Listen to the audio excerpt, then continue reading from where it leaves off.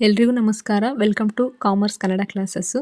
So ಇವತ್ತಿನ ವಿಡಿಯೋದೊಳಗೆ ನೋಡ್ರಿ, second P U C commerce students ತಮ್ಮ ಎಕ್ಸಾಮ್ ಟೈಮ್ನಲ್ಲಿ ಏನೇನೆಲ್ಲ ಸಣ್ಣ ಪುಟ್ಟ ತಪ್ಪುಗಳನ್ನು ಮಾಡ್ತಾರೆ, ಮತ್ತು ಅದರಿಂದ ಯಾವ ರೀತಿ ಅವರು ಪಾರಾಗ್ಬೋದು, ಯಾವ ರೀತಿ ಈ ಸಣ್ಣ ಪುಟ್ಟ ಮಿಸ್ಟೇಕ್ಗಳು ಆಗದೆ ಇರೋ ಥರ ಅವ್ರ ಎಕ್ಸಾಮ್ನ ಬರಿಬೋದು ಅನ್ನೋದಕ್ಕೆ ವಿಡಿಯೋ ಮಾಡಿ ನೋಡ್ರಿ. ಈ ವಿಡಿಯೋ ಏನಾರ ನಿಮ್ಗೆ ಯೂಸ್ಫುಲ್ ಅನ್ಸಿದ್ರೆ ಒಂದು ಲೈಕ್ ಮಾಡಿರಿ, ಶೇರ್ ಮಾಡಿರಿ. ಹಂಗೆ ಹೊಸ್ದಾಗಿ ಯಾರಾದರೂ ನಮ್ಮ ಚಾನಲ್ ನೋಡ್ತಿದ್ರೆ ಸಬ್ಸ್ಕ್ರೈಬ್ ಮಾಡ್ಕೊಂಡು ನೋಡ್ರಿ.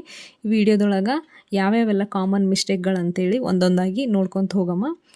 ಫಸ್ಟ್ ಒಂದು ತಪ್ಪು ಅನ್ನೋದಾದರೆ ಕ್ವಶನನ್ನು ಸರಿಯಾಗಿ ಓದದೇ ಇರೋದು. ಕ್ವಶನನ್ನು ಸರಿಯಾಗಿ ಓದಲಾರ್ದೇ ಆನ್ಸರ್ ಬರೆಯೋಕ್ಕೆ ಪ್ರಯತ್ನ ಮಾಡ್ತಿರ್ತಾರೆ, ಅಂದರೆ ಗಡಿಬಿಡಿ ಮಾಡಿಕೊಂಡು. ಹಂಗೆ ಮಾಡೋಕ್ಕೆ ಹೋಗ್ಬಾರ್ದು.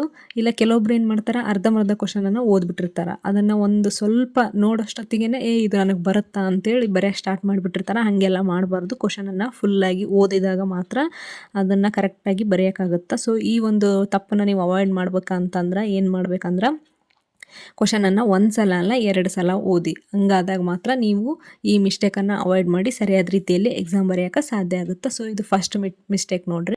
ಇನ್ನು ಸೆಕೆಂಡ್ ಮಿಸ್ಟೇಕ್ ಯಾವುದು ಅಂತ ನೋಡೋದಾದರೆ, ಅಕೌಂಟಿಂಗ್ ಸಬ್ಜೆಕ್ಟ್ಸ್ನಲ್ಲಿ ಫಾರ್ಮೆಟ್ಗಳನ್ನು ತಪ್ಪಾಗಿ ಹಾಕ್ಬಿಡ್ತಾರೆ. ಅಂದರೆ ಕ್ವಶನನ್ನು ಸರಿಯಾಗಿ ಅರ್ಥ ಮಾಡ್ಕೊಳ್ಳಾರ್ದೆ ಯಾವುದರ ಒಂದು ಎಕ್ಸ್ಪ್ಲನೇಷನ್ ಕೇಳ್ಯಾರ, ಅಥವಾ ಯಾವುದೋ ಒಂದು ಕ್ಯಾಲ್ಕುಲೇಷನ್ ಕೇಳ್ಯಾರ, ಯಾವ ಪ್ರಾಬ್ಲಮ್ದು ಕೇಳ್ಯಾರ, ಎದ್ರ ರಿಲೇಟೆಡ್ ಅಂತೇಳಿ ಸರಿಯಾಗಿ ನೋಡ್ಲಾರ್ದೇ ಟ್ರೇಡಿಂಗ್ ಅಕೌಂಟ್ ಆಗಿರ್ಬೋದು, ಪ್ರಾಫಿಟ್ ಆ್ಯಂಡ್ ಲಾಸ್ ಅಕೌಂಟ್ ಆಗಿರ್ಬೋದು, ಬ್ಯಾಲೆನ್ಸ್ ಶೀಟು, ಹೀಗೆ ಲೆಡ್ಜರು, ಜರ್ನಲ್ ಎಂಟ್ರೀಸು, ಇದ್ರದ್ದು ಒಂದು ಫಾರ್ಮೆಟನ್ನು ಅವರು ತಪ್ಪಾಗಿ ಹಾಕಿಬಿಡ್ತಾರೆ. ಹಂಗೆಲ್ಲ ಮಾಡಬಾರ್ದು. ಮತ್ತು ಇನ್ನೊಂದು ಏನು ಮಿಸ್ಟೇಕ್ ಅಂತಂದ್ರೆ, ವರ್ಕಿಂಗ್ ನೋಟ್ ಬರೆಯಲ್ಲ. ಏನೆಲ್ಲ ನೀವು ಎಕ್ಸ್ಪ್ಲನೇಷನ್ ಕ್ಯಾಲ್ಕುಲೇಷನ್ ಮಾಡಿರ್ತೀರಲ್ಲ, ಅದರದ್ದು ವರ್ಕಿಂಗ್ ನೋಟನ್ನು ಬರೀತಿರಲ್ಲ. ಸೊ ಇದನ್ನು ಹೆಂಗೆ ಅವಾಯ್ಡ್ ಮಾಡ್ಬೇಕಂತಂದರೆ, ಫಸ್ಟ್ ಫಾರ್ಮೆಟನ್ನು ಡ್ರಾ ಮಾಡಿಬಿಡ್ಬೇಕು. ಏನು ಕೇಳ್ಯಾರ ಕ್ವಶನ್ ಅಂತೇಳಿ 2 ಸಲ ನೋಡಿ ಅದರದ್ದು ಫಾರ್ಮೆಟನ್ನು ಡ್ರಾ ಮಾಡಿಬಿಡ್ರಿ. ಆಮೇಲೆ ವರ್ಕಿಂಗ್ ನೋಟೆಲ್ಲ ಮಾಡಿರ್ತೀರಲ್ಲ, ಅದರದ್ದು ಕ್ಯಾಲ್ಕುಲೇಷನ್ ಎಲ್ಲ ಮಾಡಿರ್ತೀರಲ್ಲ, ವರ್ಕಿಂಗ್ ನೋಟಲ್ಲಿ ಹಾಕಿರ್ತೀರಲ್ಲ, ಆ ಒಂದು ಅಮೌಂಟನ್ನು ಫಾರ್ಮೆಟ್ ಒಳಗೆ ಎಂಟ್ರಿ ಮಾಡಿರಿ. ಸೊ ಇದು 2ನೇ ಮಿಸ್ಟೇಕು.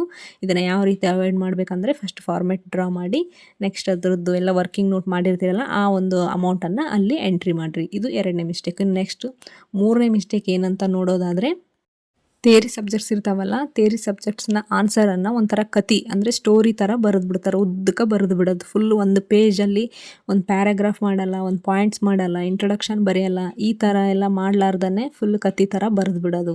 ಪಾಯಿಂಟ್ಸನ್ನು ಯೂಸ್ ಮಾಡಲ್ಲ, ಹೆಡ್ಡಿಂಗ್ಸ್ ಹಾಕಲ್ಲ, ಅಂಡರ್ಲೈನ್ ಮಾಡಲ್ಲ.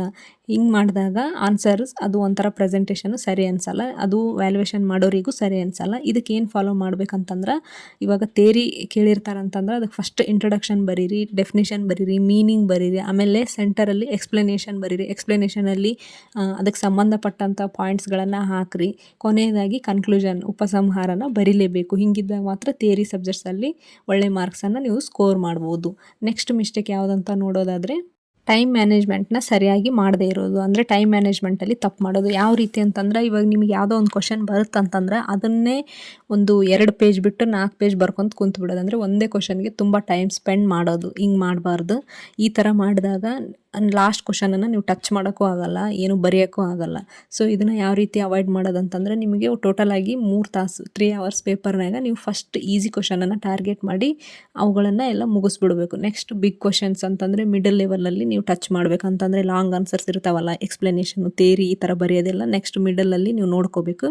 ಕೊನೆಯದಾಗಿ ನಿಮಗೆ ಬರೋದೇ ಇಲ್ಲ, ಇದು ನನಗೇನು ಇದ್ರ ಬಗ್ಗೆ ಗೊತ್ತೇ ಇಲ್ಲ ಅನ್ನೋವಂಥ ಒಂದು ಹಾರ್ಡ್ ಕ್ವಶನ್ಗಳನ್ನು ಟಚ್ ಮಾಡಬೇಕು. ನಿಮಗೆ ಏನು ಅದ್ರ ಬಗ್ಗೆ ಅನಿಸುತ್ತೋ ಅದನ್ನು ನೀವು ಬರಲೇಬೇಕು. ಈ ಥರ ಒಂದು ಒಳ್ಳೆ ಟೈಮ್ ಮ್ಯಾನೇಜ್ಮೆಂಟ್ನ ನೀವು ಎಕ್ಸಾಮ್ ಟೈಮ್ನಲ್ಲಿ ನಿಮಗೆ ಹೆಂಗೆ ಬೇಕೋ ಆ ಥರ ನೀವು ಅನುಕೂಲ ಮಾಡ್ಕೊಂಡು ಬರಿಬೇಕಾಗುತ್ತೆ. ಸೊ ನೆಕ್ಸ್ಟ್ ಮಿಸ್ಟೇಕ್ ಯಾವುದಂತ ನೋಡೋದಾದರೆ, ಪ್ರೆಸೆಂಟೇಷನ್ ಕಡೆ ಗಮನ ಕೊಡಲ್ಲ. ಅಂತಂದರೆ ಹ್ಯಾಂಡ್ ರೈಟಿಂಗು ಫಾಸ್ಟಾಗಿ ಬರೆದು ಬಿಡ್ತೀರಿ, ಅದನ್ನು ಸರಿಯಾಗಿ ಓದೋಕ್ಕೂ ಆಗಲ್ಲ ವ್ಯಾಲ್ಯೂಯೇಷನ್ ಮಾಡೋರಿಗೆ. ಆಮೇಲೆ ಲೈನ್ ಬಿಡಲ್ಲ, ಅಂಡರ್ಲೈನ್ ಮಾಡಲ್ಲ. ಸೊ ಈ ಥರ ಎಲ್ಲ ಮಿಸ್ಟೇಕ್ ಮಾಡ್ತಿರ್ತೀರಿ. ಇವುಗಳನ್ನ ಯಾವ ರೀತಿ ಅವಾಯ್ಡ್ ಮಾಡ್ಬೇಕಂತಂದ್ರೆ, ಹೆಡ್ಡಿಂಗ್ಸ್ ಏನು ಬರೆದಿರ್ತೀರಲ್ಲ ಅವುಗಳಿಗೆ ಪೆನ್ಸಿಲ್ ತೊಗೊಂಡು ಅಂಡರ್ಲೈನ್ ಮಾಡಿರಿ.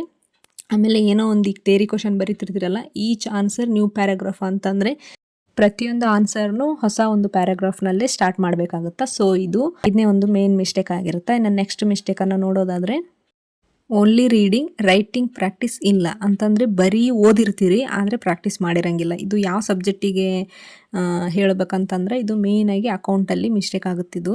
ಏನು ಮಾಡಿರ್ತೀರಿ ಅಂದರೆ, ಫುಲ್ ಎಲ್ಲ ಓದಿರ್ತೀರಿ, ಕ್ಲಾಸ್ ಕೇಳಿರ್ತೀರಿ, ಕ್ಲಾಸ್ನೊಳಗೂ ಮಾಡಿಸಿರ್ತಾರೆ, ಕ್ಲಾಸ್ನೆಲ್ಲ ಸರಿಯಾಗಿ ಕೇಳಿರ್ತೀರಿ, ನಿಮಗೆಲ್ಲ ಗೊತ್ತಿರುತ್ತೆ, ಆದರೆ ನೀವು ಪ್ರಾಕ್ಟೀಸ್ ಮಾಡಿರಂಗಿಲ್ಲ. ಈ ಮಿಸ್ಟೇಕು ನಿಮಗೆ ಎಕ್ಸಾಮ್ನೊಳಗೆ ಆಗ್ಬೋದು. ಅಂದರೆ ನಿಮ್ಮ ತಲೆಯಾಗಿರುತ್ತೆ, ಬಟ್ ನಿಮಗೆ ಅಲ್ಲಿ ಫಾರ್ಮೆಟನ್ನು ಹಾಕಕ್ಕೆ ಬರ್ತಿರಲ್ಲ. ಸೊ ಇದಕ್ಕೆ ಏನು ಮಾಡ್ಬೇಕು, ನೀವು ಯಾವ ರೀತಿ ಅವಾಯ್ಡ್ ಮಾಡ್ಬೇಕಂತಂದರೆ, ದಿನಾಲು ಒಂದೊಂದು ಪ್ರಾಬ್ಲಮನ್ನು ನೀವು ಪ್ರಾಕ್ಟೀಸ್ ಮಾಡಲೇಬೇಕು. ಕೊನೆಯದಾಗಿ ಎಕ್ಸಾಮ್ ಟೈಮ್ ಸೂಪರ್ ಟಿಪ್ಸನ್ನು ನೋಡೋದಾದರೆ, ಎಕ್ಸಾಮ್ಗೆ ಹೋಗೋದಕ್ಕಿಂತ ಮೊದಲು ನೀವೇನು ಮಾಡಬೇಕಂದ್ರೆ ಇಂಪಾರ್ಟೆಂಟ್ ಕ್ವಶನನ್ನು ರಿವೈಸ್ ಮಾಡ್ಕೊಂಡಿರಬೇಕು, ಫಾರ್ಮುಲಾಸ್ನ ರಿವೈಸ್ ಮಾಡ್ಕೊಂಡಿರಬೇಕು, ಆಮೇಲೆ ಫಾರ್ಮೆಟ್ಗಳನ್ನು ಬೈ ಹಾರ್ಟ್ ಹಾಕಿರಬೇಕು. ಅವುಗಳನ್ನು ರಿವಿಷನ್ ಮಾಡಿದಾಗ ಮಾತ್ರ ನಿಮಗೆ ಎಕ್ಸಾಮಲ್ಲಿ ಚೆನ್ನಾಗಿ ಬರೆಯೋಕ್ಕೆ ಸಾಧ್ಯ ಆಗುತ್ತಾ. ನೆಕ್ಸ್ಟ್ ಡ್ಯೂರಿಂಗ್ ಎಕ್ಸಾಮ್ ಅಂದರೆ ಎಕ್ಸಾಮ್ ಟೈಮ್ನಲ್ಲಿ ನೀವೇನು ಮಾಡಬೇಕಂದ್ರೆ ಈಸಿ ಕ್ವಶನ್ಸ್ನ ಫಸ್ಟ್ ಟಾರ್ಗೆಟ್ ಮಾಡಿ ಅವುಗಳನ್ನು ಬರ್ಕೊಂಬಿಡ್ಬೇಕು. ನೆಕ್ಸ್ಟ್ ಮಾರ್ಕ್ಸ್ ನೋಡಿಕೊಂಡು ಆನ್ಸರ್ ಲೆಂತ್ನ ಡಿಸೈಡ್ ಮಾಡಬೇಕು. ಅಂದರೆ ಎಷ್ಟು ಮಾರ್ಕ್ಸ್ ಕ್ವಶನ್ ನಾನು ಬರೆಯಕತ್ತೀನಿ ಅಂತೇಳಿ ಅದನ್ನು ನೀವು ನೋಡಿಕೊಂಡು ನೀವು ಆನ್ಸರ್ನ ಎಷ್ಟು ಬರಿಬೇಕು, ಎಷ್ಟು ಪೇಜ್ ಬರಿಬೇಕಂತೇಳಿ ನೀವು ನಿರ್ಧಾರ ಮಾಡಬೇಕಾಗುತ್ತೆ. ಲಾಸ್ಟ್ ಟೈಮಲ್ಲಿ ಏನಂತಂದರೆ ಕ್ವಶನ್ ಪೇಪರ್ನ ಚೆಕ್ ಮಾಡಲೇಬೇಕು. ಲಾಸ್ಟ್ 10 ಮಿನಿಟ್ಸ್ ಇರುತ್ತಲ್ಲ, ನಿಮಗೆ ರೂಮ್ ಸೂಪರ್ವೈಸರ್ಸು ಹೇಳ್ತಾರೆ ಕ್ವಶನ್ ಪೇಪರ್ನ ಒಂದು ಸರ್ತಿ ಚೆಕ್ ಮಾಡ್ಕೊಳ್ರಿ ಅಂತ. ನೀವು ಅದನ್ನು ಮಾಡಲೇಬೇಕು. ನಿಮ್ಮ ಕ್ವಶನ್ ನಂಬರ್ ಸರಿಯಾಗಿ ಹಾಕಿರಿಲ್ಲೋ, ನಿಮ್ಮದೆಲ್ಲ ಹಾಲ್ ಟಿಕೆಟ್ ನಂಬರು, ನಿಮ್ಮ ನೇಮು ಎಲ್ಲ ಇನ್ಫಾರ್ಮೇಷನ್ ಇರುತ್ತಲ್ಲ, ಕ್ವಶನ್ ಪೇಪರ್ ರಿಲೇಟೆಡ್ ಎಲ್ಲನೂ ನೀವು ಸರಿಯಾಗಿ ಹಾಕಿರಿಲ್ಲ ಅಂತೇಳಿ ಒಂದು ಸಲ ನೀವು ನೋಡಿಕೊಂಡು ಕ್ವಶನ್ ಪೇಪರ್ನ ಕಂಪ್ಲೀಟಾಗಿ ಮುಗಿಸ್ಬೇಕಾಗುತ್ತೆ. ಸೊ ಇಷ್ಟೆಲ್ಲ ಟಿಪ್ಸ್ಗಳನ್ನು ನೀವು ಫಾಲೋ ಮಾಡಿದ್ರೆ ನೀವು ಎಕ್ಸಾಮ್ ಟೈಮ್ನಲ್ಲಿ ಎಕ್ಸಾಮ್ ಬರೆಯುವಾಗ ಮಾಡುವಂಥ ಒಂದು ಸಣ್ಣ ಪುಟ್ಟ ತಪ್ಪುಗಳನ್ನು ನೀವು ಅವಾಯ್ಡ್ ಮಾಡ್ಬೋದು. ಈ ವಿಡಿಯೋ ಏನಾದರೂ ನಿಮಗೆ ಯೂಸ್ಫುಲ್ ಅನ್ನಿಸ್ತಂತಂದ್ರೆ ಒಂದು ಲೈಕ್ ಮಾಡಿರಿ, ಶೇರ್ ಮಾಡಿರಿ. ಹಾಗೆ ಹೊಸದಾಗಿ ಯಾರಾದರೂ ನಮ್ಮ ಚಾನಲ್ನ ನೋಡ್ತಿದ್ರೆ ಸಬ್ಸ್ಕ್ರೈಬ್ ಮಾಡ್ಕೊಂಡು ನೋಡಿರಿ. So thank you for watching.